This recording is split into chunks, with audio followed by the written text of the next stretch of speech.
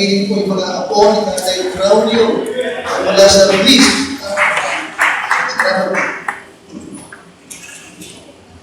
At kasi kami, sa Tatay Claudio, kaya hindi nawala ng kung ano. Para ng Lord. Kasi mga apo ni Tatay Claudio, tapos naman,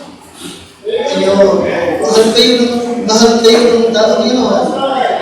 Mahal kayo ng taong yun. Natutuwa siya ng taong yun. Okay. Now, last Wednesday, ay ating pinag-usapan po yung isang paksa na actually, nagano ay Christian common problem.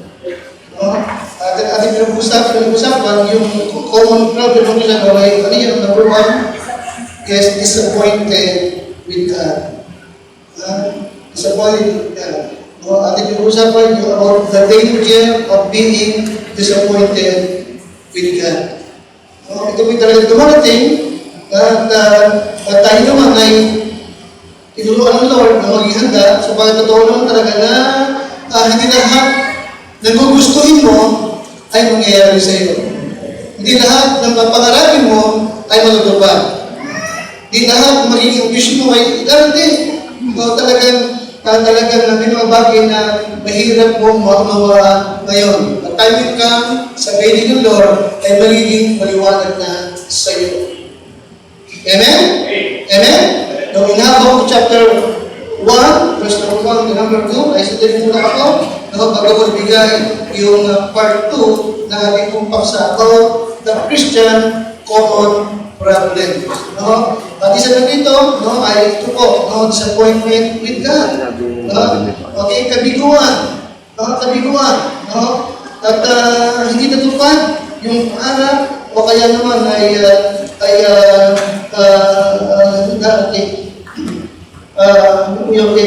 may naganap sa kanya na hindi niya inaasahan at hindi niya matanggap. Okay, in Habakkuk chapter 1, verse number 1 to number 2, ito ang sitwasyon ni Habakkuk. Nakadama siya ng disappointment with God. In Habakkuk chapter 1, verse 1 to number 2, okay, dadaanan ko lang sa pagkatapos-usapan ng panaling ito. Andiyan ka lang? Okay, Habakkuk chapter 1, verse 1 to number 2, the burden is what? The burden is what? Heavy load. Ano yung burden? Heavy load. So talaga is what? Mabigat yung kanyang kalooban. Diba? Mabigat ang kanyang kalooban. Mayroon siya katawag na paghihinlakit. Diba kami? Amen? Mayroon siyang kabigatan. The burden which Habakkuk the prophet did see. Okay, meron siya nakita niya, oh Lord, lakas, how long shall I cry, and thou will not hear, even cry out unto thee upon violence, and thou will not save. Nakita mo yun? Nakakakita siya ng kalupitang nagaganap sa kanyang mga babayan, kamatayan, kasawian. Nanalangin siya pero walang kasagutang dumating. Nanalangin siya ng kaligtasan pero walang kaligtasan nakita itong si Prophet Habakkuk. Kaya nakadama siya ng kabiguan sa buhay. Okay? Binigay ko sa inyo, disappointment in this life, if not handled properly, ay malaking panganib ang idudulot sa isang Kristiyano. Ano panganib yun? We are in danger of growing bitter towards God. Can you imagine, maghihinakit ka sa Diyos pa? Can you imagine, ang sisisihin mo sa kasawian mo, Diyos pa? Bakit mo hindi ako pinakinggan? Bakit hindi ka dumating? Bakit mo ako binigo? Okay, yes, there are dangers of being disappointed with God. Okay, hindi lahat, kaya marami sa atin ang nakadanas niyan. Yung inaasahan mo ay nawala. Yung hinahangad mo ay nangyari ay hindi nangyari. Sabi nga sa iyo, maraming tao akala natin ay atheist.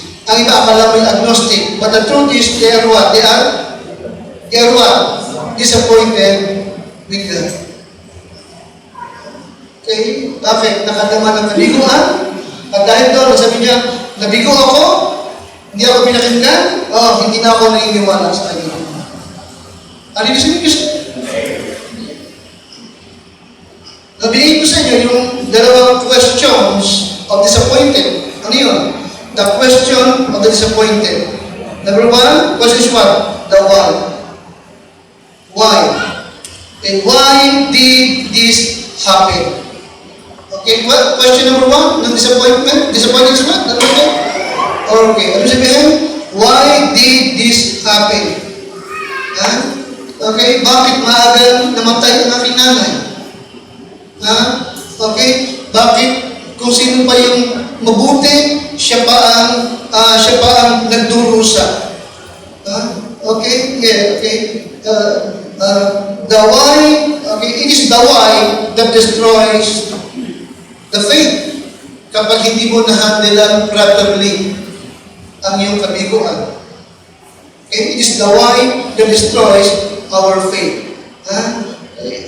Ano yung pangalawang question ng disappointed? The where. Una, the why. Why did this? Ano yung pangalawa? Where is God? The where. Where is God? Why all these bad things is happening? Nasaan ba ang Diyos? Bakit hindi siya gumawa? Bakit hindi niya pinigilan ang pangyayari ito? Why doesn't He do something? Kasi, di ba? Kaya ba ng Diyos magpagaling? Yes, tama. Kaya ba ng Diyos na baguhin ng mga masamang pangyayari? Kaya. But most of the time, ang question is what? But why won't God do it? Bakit hindi siya gumawa? Ang isa sa danger kapag ikaw ay nakakalaman ng kabiguan ay ito yung pagkakataon naman sa Diablo upang magbulong sa iyo at sabihin, kita mo na, hindi ka mahal ng Diyos, kita mo na, hindi sila nakikinig, kita mo na, hindi ka pinagawala kasi yan ba ang Kristiyano? Bakit nagdurusa ka? Kung talagang siya ay nariyan. Ano yung kasi? Ay, lang din yan. Kapag hindi mo handle properly ang kabiguan dumarating sa buhay ng isang Kristiyano. Now, kung dumating ito, what do we do? What do we do? Okay? Kapag dumating sa iyo ang ganito mga katanungan sa buhay. Ano yung katanungan? Number one, why did this happen? Ano yung pangalawang katanungan? Why doesn't God do something? Ba't wala siyang ginawa? Okay? So what do we do kapag humantong tayo sa ganitong pangyayari? Okay? Now, number one, anong kailangan? Anong kailangan? Naalala niyo ba? What do we do? Ano yung dapat? We need something to believe in. Kapag dumating tayo sa ganitong pagkakataon, anong kailangan? Pagkalakas? We need something to believe in. Okay? We need something to believe in. We need to focus. Nakikinig kayo? Nakuha niyo ba yan? We need to focus on what we do know about God. We need to focus doon sa mga bagay na alam mo about God. Okay? Hindi ka dapat mag-focus doon sa hindi mo naiintindihan. Mag-focus ka sa naiintindihan mo. Ano yun? Mag-focus ka sa mga bagay na alam mo about God. Ano yun? Okay? Okay, nakakadama ka ng kabiguan. Nakakadama ka ng paghihinanakit. Bakit? Kasi nakapokus ka doon sa what? Sa why. Why and? Why and? Where? You see? Why? Where? Kasi hindi ka makainindi. Okay? But we need to focus. We need to focus doon sa bagay na naiintindihan mo. Ano yun? Number one, that God loves you. Ano yung number one? The first one is what? God loves you. Okay? Hindi mo ba alam yan?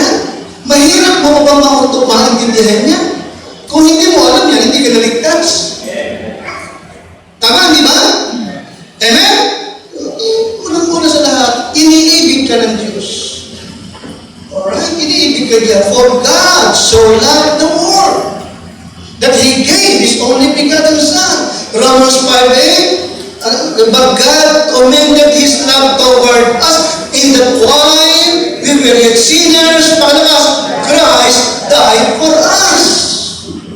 Amen? Ano sila? Philippians 2 verse 5 to 8. Di ba? Okay. Philippians 2 verse 5. Okay. Magkaroon ka ng pag-iisip. Ito ba yung kay Kristo? Jesus din naman na siya bagamat Diyos. Hindi inaling palangnan ang kanyang pagkapantay sa Diyos, kundi nagpakabata ng kanyang alipin, naging masunod hanggang sa kamatayan doon sa krus. Para sa inyo. Para sa inyo. Bakit siya nagpakababa? Bakit siya naging masunod hanggang kamatayan sa krus? Anong dahilan ng kanyang pagkapakababa? Anong dahilan kung bakit siya nagkanyang alipin? Anong dahilan? Ano sagot? God loves. Pagkatapos. Okay, iniibigan niya.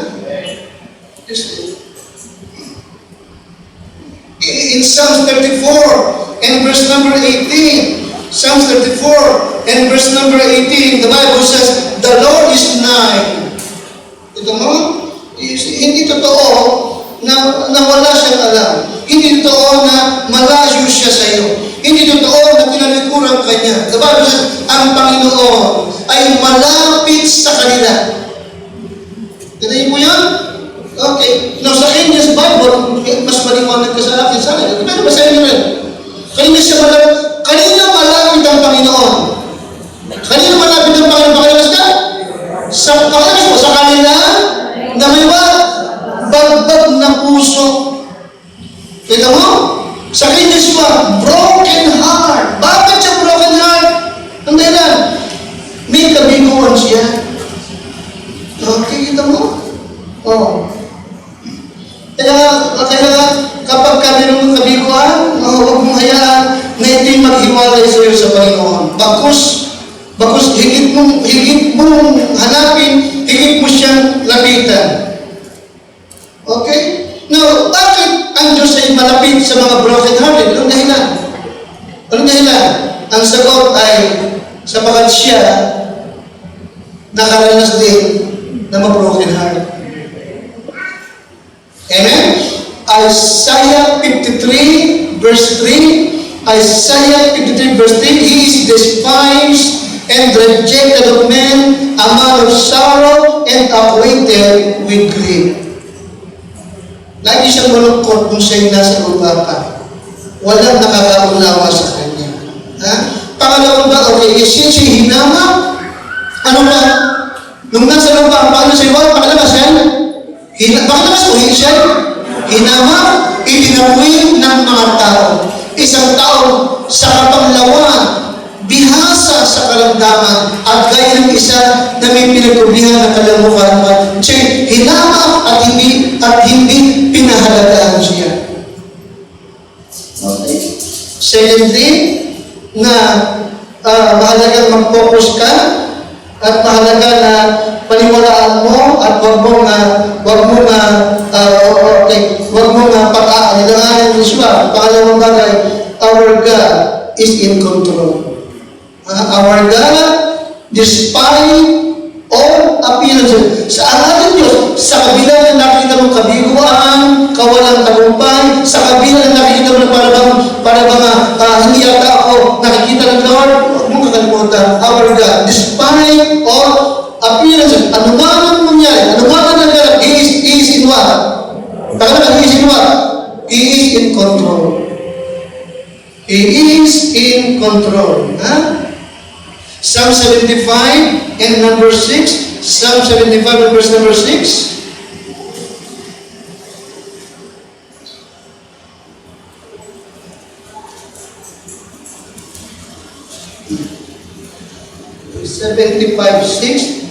Tayo ba po lahat? Ready? Basa. Well, 75:6. Okay.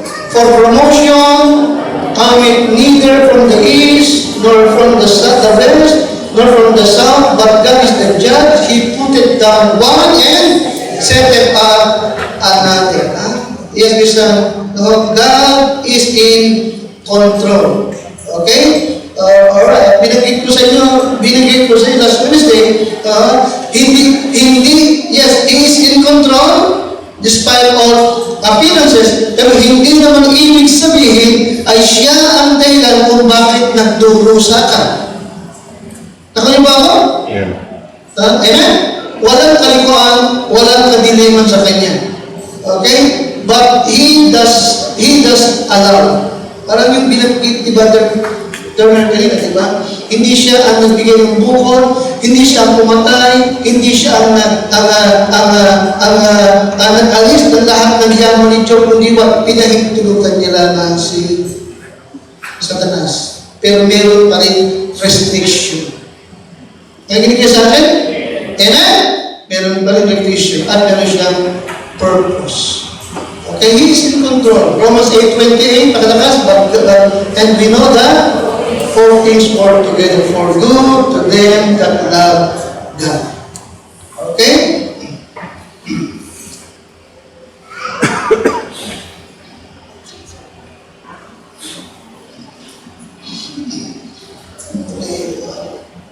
Alright. Now, let's dumako na tayo sa second part, ha?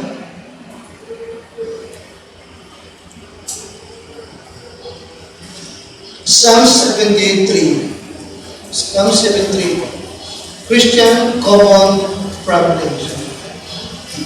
Okay, yung una ay what? Disappointment with God, and then number 2. Part 2. Psalm 73, verse 1 to number 12.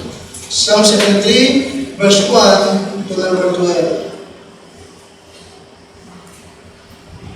Okay, nandun po kayo? Psalm 73, verse 1 to number 12. Truly, God is good to Israel. Okay? Sa lahat ba ng Israelita? Verse 1? Anong klaseng Israelita ang mabuti siya? Anong klaseng Israelita? Sa kanila na may malilinis na puso. Bakit malinis ang puso? And then, napatawad sa lahat ng kasalanan. Okay? Truly, God is good to Israel. Even to such as are of a clean heart. But as for me, my feet were almost gone. My step had well nigh sleep. Verse 3, for I was envious at the foolish when I saw the prosperity of the wicked. Okay? Christian common problem is what? Envying the wicked. Amen. Envying the wicked. Lord, help me, Lord, sa paghatid ng iyong buong salita. Panginoon, wala akong kakayahan, wala akong kaalaman. Ako po'y napapasakop lamang sa iyo at lahat na gamitin mo upang iyong turuan, kausapin, palakasin. Bigyan ng karunungan, direksyon, guidance ang mga tao na iyong iniibig. Alipin mo ang mga nalulungkot at nanghihina. Palakasin mo ang loob ng mga natatakot, Panginoon. Patibayin mo po ang isa.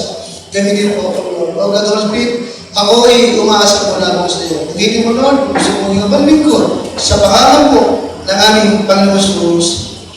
Amen. Okay. Now, ito yung isang pangkaraniwang suliranin ng maraming Kristiyano. Ano yung? Nakalakas ulit?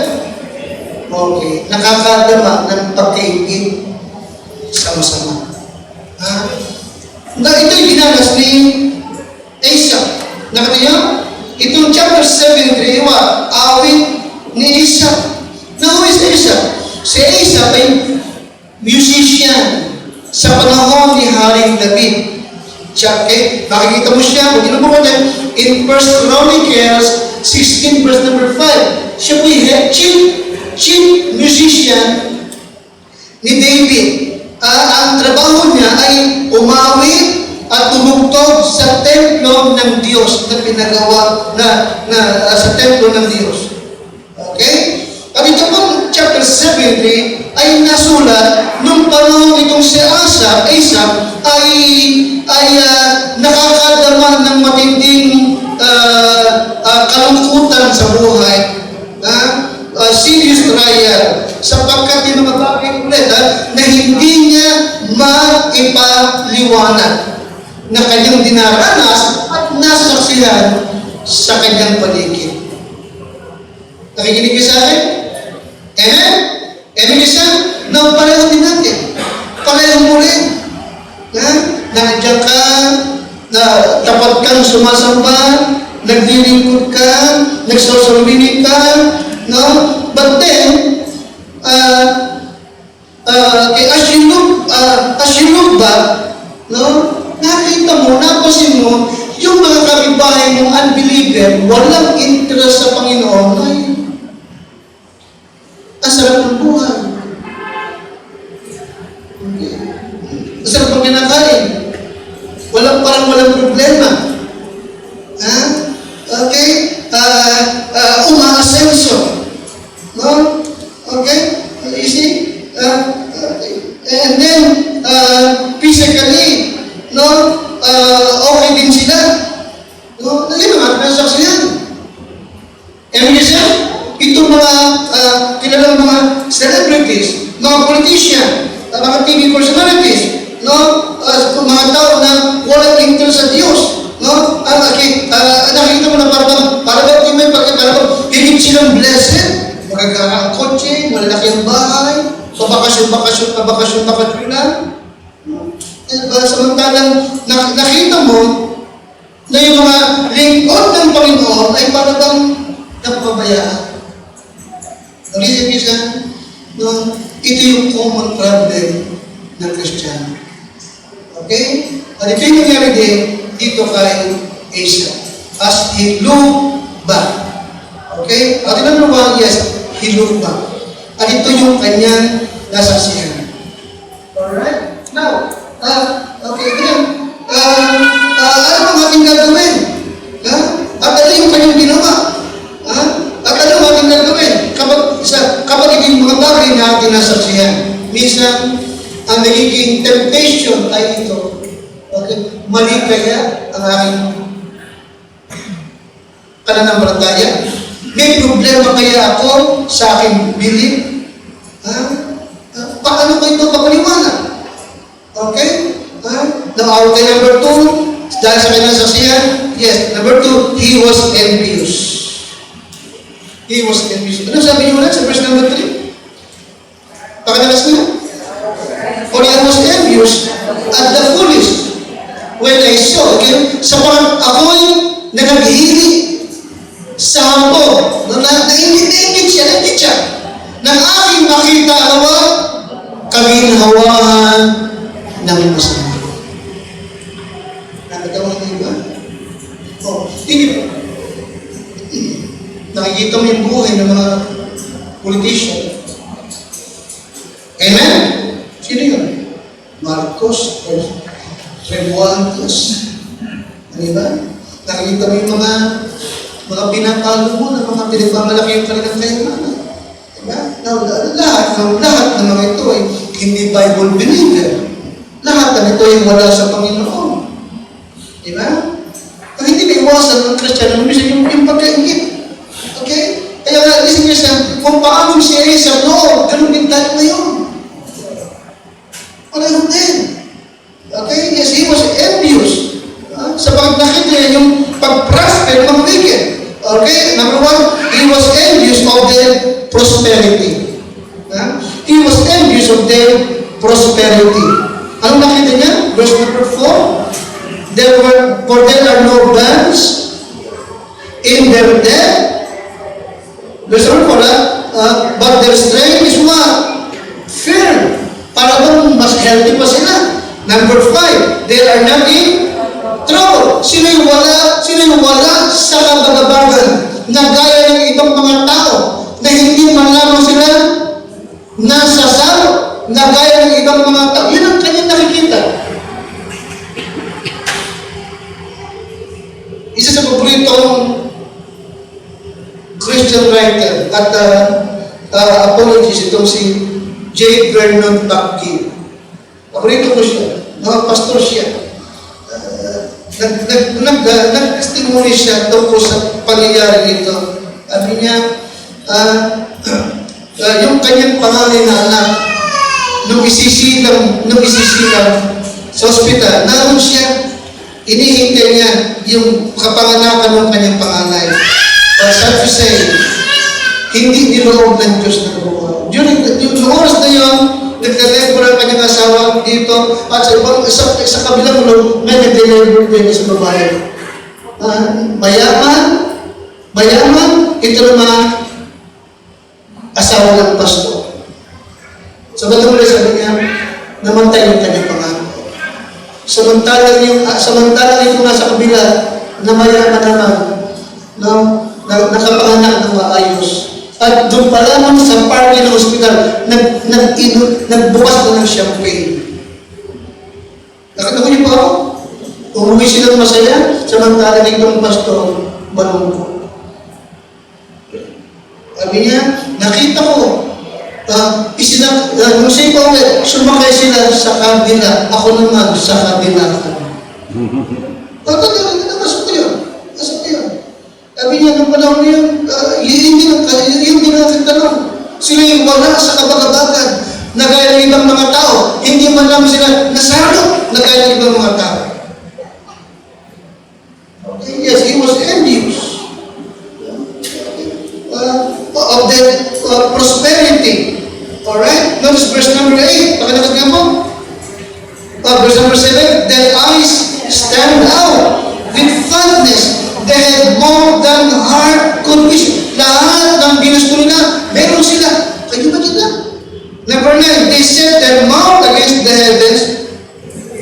Number 8. They are corrupt and speak wickedly concerning oppression. They speak loftily. Okay? And then number 9, pakatakas nga, they set their mouth against the heaven, and their tongue is what? Walking what? Through the earth. Okay? Ano yung pinag-uusapan? Pangalawa, he was envious of their popularity. Of their popularity. Sila yung mga sikat. Sila yung hinahangaan. Sila yung maraming mga followers. Sila yung mga tao na halos sinasamba ng mga tao. Bakit? Because they are what? Successful. They are what? Popular. Okay? Yung buhay nila ay hinihintay. Sila sa balita. Pinanonood sila. May followers sila. That actually tinatawag ngayon na what? Idol.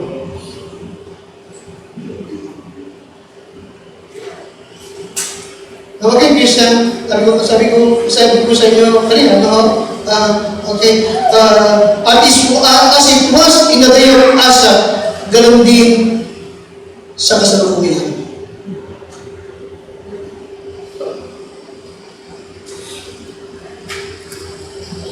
Now, in verse 14,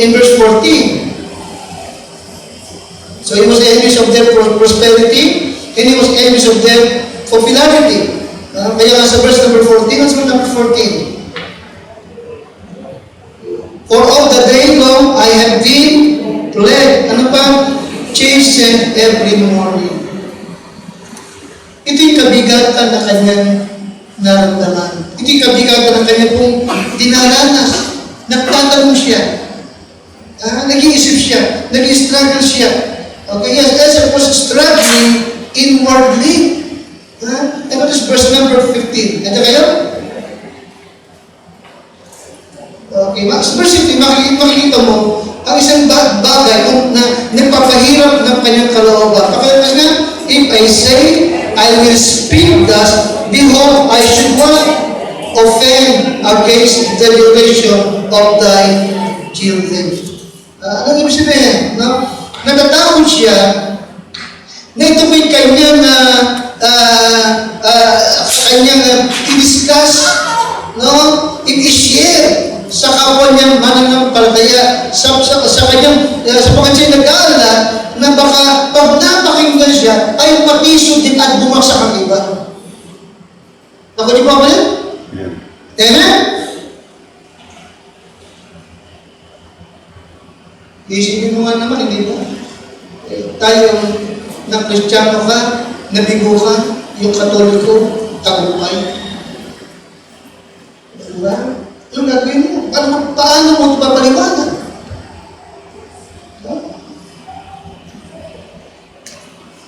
Now, ano ang ating gagawin? What will we do sa ganitong pangyayari? Ang ibig ba sabihin ay mali tayo sa ating paniniwala?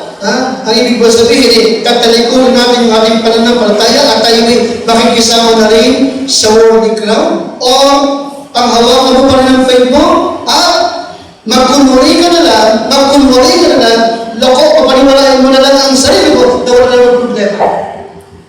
O turn to God for the answers. Now, tingnan niyo po ang naging choice ni Esau. Verse number 17. He looked up. Verse number 17. Nakat niyo po? Ready? Basa. Until I went into the sanctuary of God. Nakat niyo? Okay? He went to the temple. Okay? Sa ganitong pangyayari, itong si Esau ay nagtungo sa bahay ng Diyos. Okay? Siya po'y sumamba. At sa kanyang pagsamba sa Panginoon, at sa number 7, niya, then what? Understood I then what? Then end. Okay? Yeah, Christian. Esau went to the temple and presented his case sa Panginoon. Okay? Okay? Yung mga bagay na hindi niya kayang sabihin sa iba, na baka mag-isip lang sila sa Diyos na sinabi ngayon. Lord, ito po yung aking nakikita. Lord, ito po yung aking nararamdaman. Alright? Yes, Christian. When Esau, went into the temple, yes, sabi ko, he understood the end of the wicked. Okay? Nakaunawa siya. No? Alright. Anong kanilang wakas?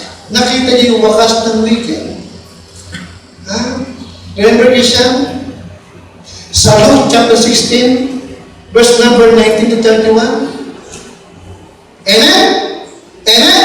Si Lazarus ay biniligan. Tama ba po? Amen. Si Lazarus ay pananampalataya. Amen? Amen? At saan siya nakapasok doon? Sa gate ng rich man. Ang kinakain ni Lazaro ay yung tinatapon na ng mayaman. Naman po ako? Amen? Ano ang katapusan? Namatay ang mayaman, at nagbulat na kanyang mata sa impyerno na nasa pagdurusa. Ba namin? Amen? Amen? Okay. Habang yung mayaman ay nakaburol, merong eulogy. Tama? At habang nakaburol yung mayaman, merong eulogy. May mga tao na nagbibigay ng pupuli. Mabait na tao yan. Matulungin yan. Magbigay yan sa charity. Nakikinig ka sa akin? At magiging minister, binabagit yung mga magandang bagay na kanyang nagawa at naitulong. Yung nasa the rich man. Habang may eulogy, habang pina-impress siya ng tama sa inyong mayaman talaga, nasa impyerno ng pagdurusa. Di ba namin? Samantalang si Lazaro, kursulat na katawag, namatay. At siya'y dinadala ng mga anghel ng Diyos sa sinapupunan ni Abraham. Amen. Amen? Amen siya? Kaya sabi ng bago, sabi niya, at siya nagtungo doon sa temple, at sa kanyang pagsamba, then I understood their end. Okay? Yes, Christian, totoo talaga, no? When we walk by sight, ang lahat ng ating nakikita talaga, may presyo ang lahat. Na parang yung may pera lamang, yung mayaman lamang talaga, ang magiging maligaya. But when we walk by faith, nakikinig ka sa akin? But when we walk by faith, we discover kung ano talaga ang mahalaga. Amen. Ang ating Panginoon.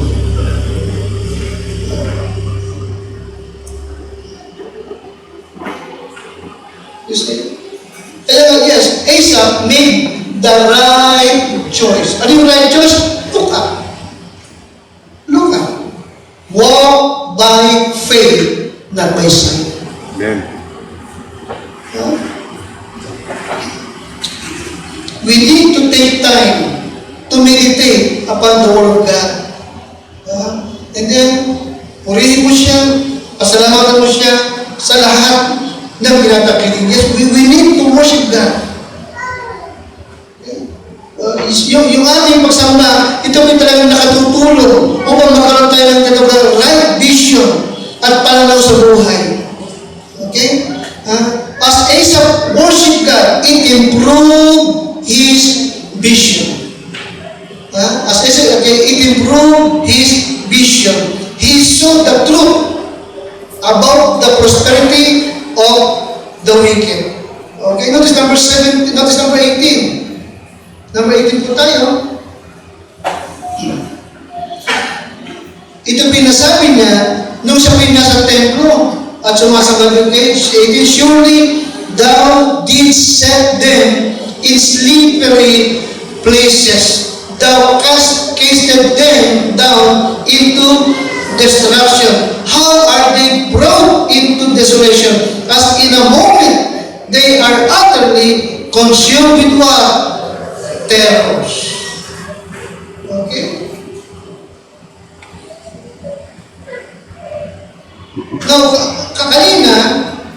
Now, kanina, sa verse number 2, nakita niyo po kanina, halos backslide na siya. Nakita niyo sa verse number 2, halos backslide na siya sa kanya nakikita. Okay? At sabi niya sa verse number 15, nag-aalala tuloy siya, baka ma-open din iba. Dahil sa kanyang nakaramdaman. No? At sabi niya sa verse number 16, sa 16 naman niya, when I thought to know this, the end was too painful for me. Bakit? Hindi siya makakunawa. Alright? But thank God, as he worship God, it improved his what? It improved his what? Vision. Nagkaroon siya ng tamang pananaw kung ano talaga ang totoo. Nakita niya ang wakas ng mayaman na wala sa Panginoon. Nakita niya ang wakas ng mahirap pero nasa Panginoon din naman.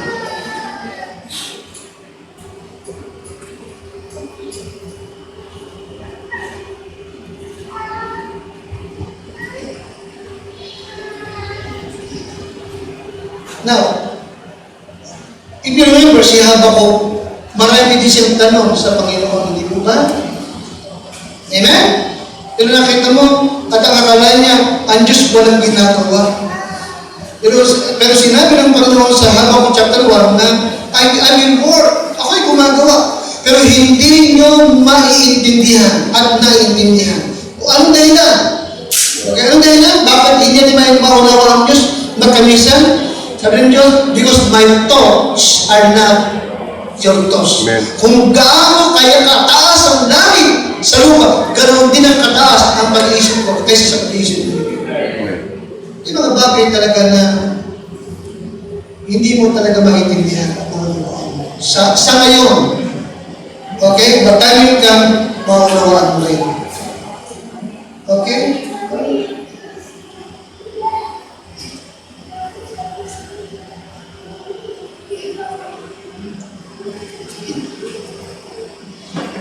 Now, in verse 27 to 28,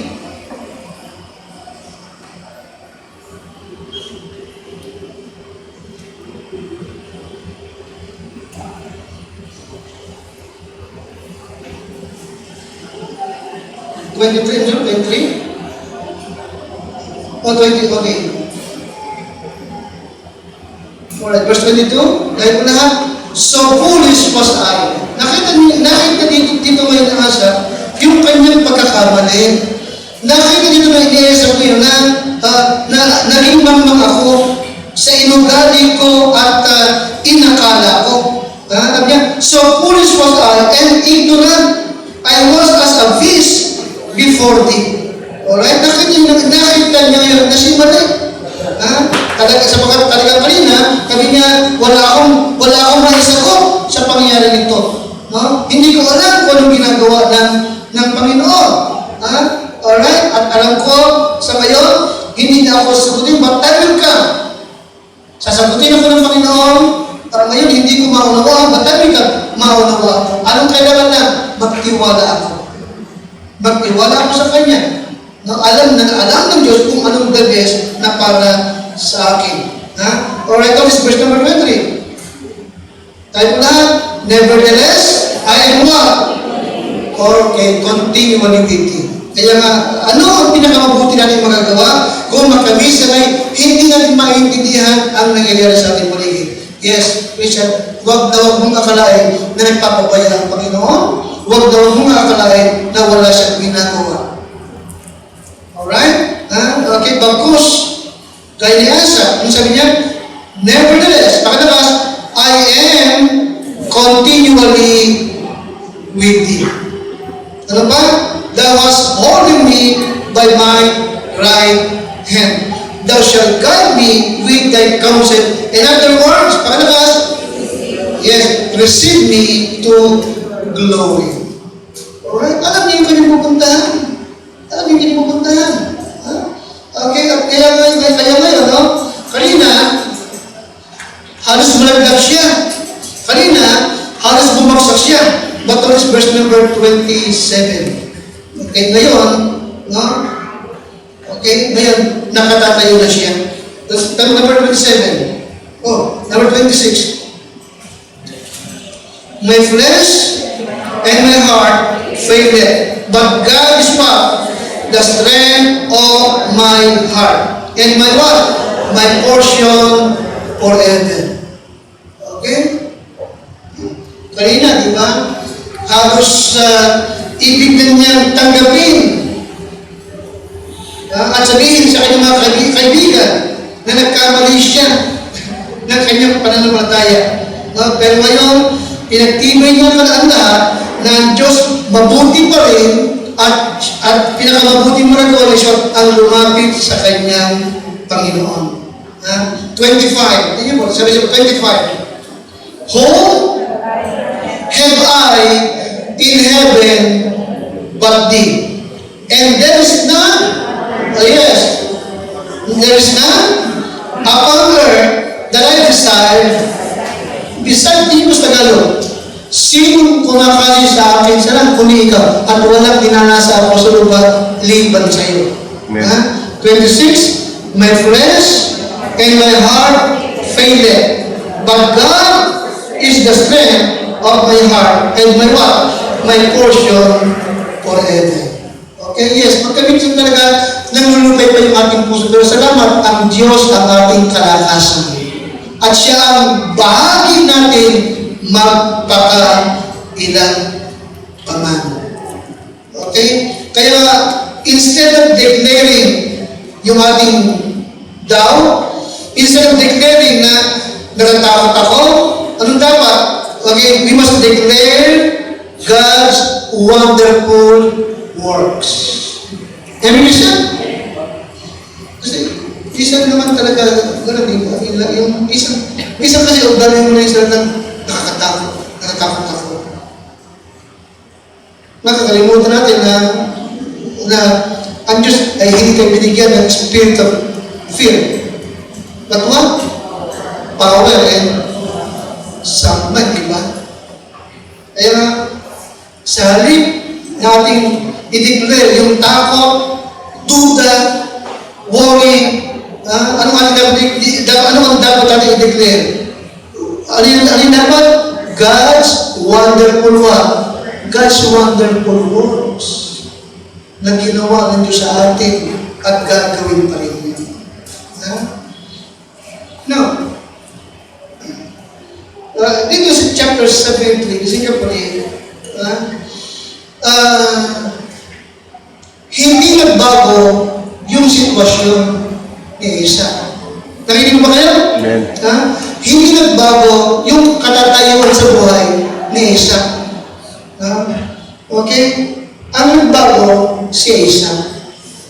Ulit ka, the situation did not change, but Isa did. Siya nagbago. Kanina, ibig din niyang bumaksak. Ibig din niyang madulas. Pero ngayon, ano sabi niya? Ang Diyos pa rin ang aking bahagi. At ako ay sa Kanya. Di siya nagbago. Okay? As a Christian, ito yung isang bagay na, ito yung isang prinsipyo na nakita ko. Nandiyan ba kayo? Bakit na kaya? We do not live by explanations. Okay po? We do not live by what? Explanation. We live by promises and God's promises. We do not live by explanation, but we live by God's promises. Amen? Hindi lahat kaya natin paliwanag. Madalas, tinatanong ko, Pastor, bakit kaya nangyari? Pastor, ano ibig ko sabihin kaya? Honestly, madalas, talagang, ang sagot ko lang ay, totoo, hindi ko kaya paliwanag. Sabagat maging si Habakkuk, maging si Elsa, ay nagsabing, hindi niya maintindihan. Amen? Kanina umaga ba, si Job naintindihan niya yun? Kanina umaga ba, alam ni Job na yun yung pagsubo sa kanya? Wala sa alam. Amen? Wala tayo na lang. Kaya nga mag-focus tayo sa alam natin sa Diyos. Huwag kang mag-focus doon sa mga bagay na hindi mo pa maintindihan. Amen siya? Amen? Walang duda, mahal ako ng Diyos. Walang duda, God is in control. Walang duda na Diyos ay concern na yung faith ko at faith mo ay lumago, magpadyog pa tayo. Amen? Walang duda na Diyos ay nilayunin sa buhay o ang buhay mo. Amen? At walang duda na totoo yung kanyang Romans 8:28. We do not live by explanation, but we live by what? By God's promises. Okay? And God's promises become real to us as we grow in our relationship with Him. Okay? Lahat ng kanyang pangako ay pawang yes and amen. Amen ba siya? Amen po ba? Kaya nga, kung paano ang buhay ng mananampalataya noong panahon ni Asa, ganun din sa ngayon. Amen? Noong panahon ni Asa, may mga nasasayon siya, hindi niya may paliwanag. Sa tayo din, ganun. Tama ba? Amen? Pero ang totoo naman, hindi lahat ng wicked yung mayaman. Tama ba po? Not all of the wicked prosper. At hindi naman lahat ng Kristiyano nagdurusa. Tama ba ba? Talagang akala nila. Amen? Parang kung kailan yata ako naging Christian at saka lalang dumami problema ko. Hindi totoo yun. Parang dumami problema mo? Hindi totoo yun. Akala mo lang kakaunti problema mo ng araw kasi lagi kang lasing. Tama ba? At lagi ka sa sugalan, wala ka lagi sa bahay. Ngayon, Kristiyano ka, tama ba ako? Kayo buong pamilya, pag galing sa trabaho, nasa bahay ka, kaya nakikita mo yung mga dapat mong ayusin. Amen? And thank God, may Diyos naman tayong tumutulong sa atin. Don't forget, all people have trouble, but God's people have God's help. Amen. Amen? Hindi mo laging nakikita talaga yung pagkilos niya, pero kumikilos siya. Hindi mo laging nakikita gumagawa siya, pero gumagawa siya. Okay? Sabi niya, why Lord? Why? Ba't di ka gumagawa? Bakit nangyari ito? Nung sumagot ang Diyos, hindi siya sinagot ng why. binanggit lamang niya, ako nagpadala ng Babylonia dyan. Ang Egypt, pinatalo ko. Okay, ito pinakita ng Diyos kay Habakuk na siya active na gumagawa sa Israel, sa Babylonia, sa Egypt, at maging sa Greece. Now, John, Habakuk, kung yan ay ipapaliwanag ko sa inyo, maintindihan nyo kaya? Hindi. Amen? Iba ang timetable mo sa timetable ng Diyos. Amen? Tayo meron limited ang buhay at ang Diyos unlimited. Lahat ng ginagawa niya hindi pang ngayon na, kundi hanggang sa susunod na panahon. Amen, Christian? Amen? Alam mo lang, kung hinayaan ng Diyos na lumubog yung barko ni Pablo nung merong malakas na bagyo sa dagat, hindi nakarating ang gospel sa Rome at hindi nakarating ang gospel sa UK. Amen? At from UK, New World, America. And then from America, Philippines. Hindi ka naligtas. Amen? Talaga ang pagkilos ng Lord, hindi lang ko kundi nakatingin siya sa future. Ang magaganda. Nakakaliwanag niya, hindi mo rin maintindihan. Ano kailangan na? Trust Him. He is God. Amen. Amen? Magtiwala ka sa Kanya sapagat siya ang Diyos. And He is in control. Okay? Kaya nga kaibigan, don't envy the wicked. Ano sabi ko? Don't envy the wicked. Huwag kang mahingi sa mga hindi mananampalataya. Huwag kang mahingi sa mga pinagin ko kanina, di ba? Okay? Sa pagdaan yan ay lilipas. Lahat lang yan, iiwan nila. Okay? Don't envy them. They deserve our pity. Ano yung pity? They deserve our what? Pity rather than our what? Envy.